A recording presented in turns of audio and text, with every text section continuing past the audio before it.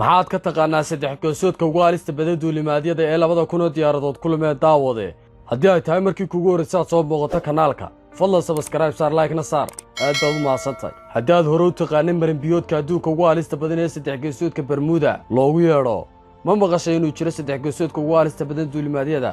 kaasoo muddo nusqarnaa 2000 diyaaradood ay kulmeen kumanaan rakaab ahna naftooda galaaftay saddex goosoodkani waxa uu ku yaalaa gudaha dalka Mareykanka taasoo ka duwan saddex geesoodka Bermuda oo isagu duleedka dalka Mareykanka ku yaala waana mid halistiisa aad u badan tahay ilaa walina aan xal laga gaadhin wax aqoon ahna aan loo lahayn sababta keentay in tirada aadka u badan ee diyaaradaha ay ku lumaan saddex geesoodkan oo loogu yeedho saddex geesoodka dhimashada ama la yaabka badan ee Nevada waxaanu ku yaalaa deegaanka galbeed ee dalka Mareykanka waa dhul masaafo ahaan ku fadhiya kala badhbadka dalka Ingiriiska waxaanu ka bilaabmaa galbeedka gobolka Nevada gaar ahaan dhulka lama deegaanka ee gobolka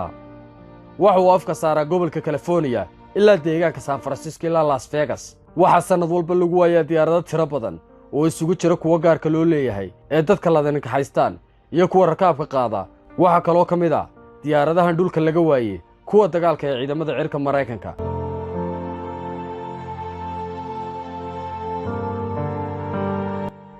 waa saddex geesood sababa dhimasho tiro badan waxaana dhacday marka shil diyaarada ka dhaco waqtiyadii dhawaa la hela raqda dadka waqtiyo hore ku dhintay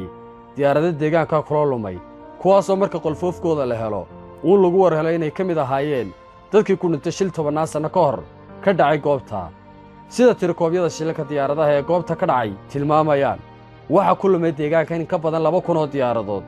kuwaasoo intooda badan la waayay meel ay raq iyo ruux mareen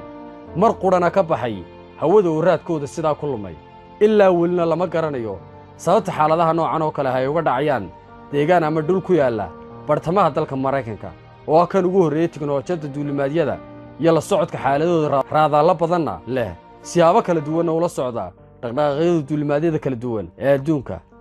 inta badan khubarada shilalka iyo duulimaadyada ee dalka Mareykanka ayaa eedda badankeeda saaraya duruufaha cimilo ee deegaanka ka jira waxaana sheegayaan in heerkulka aadka u sarreeya diyaaraduhuna xawaare aad u sarreeya ku maraan waxa ka dhashay ay ku doodayaan kulayl kala daadinaya qafka sare diyaaradaha shilkuna sidaa ku timaado daawada xogtan haddaad wuxuu ka faa'iido fiidiyowga like saar subscribe saar aad bad mahadsantahay. Wassalaamu calaykum.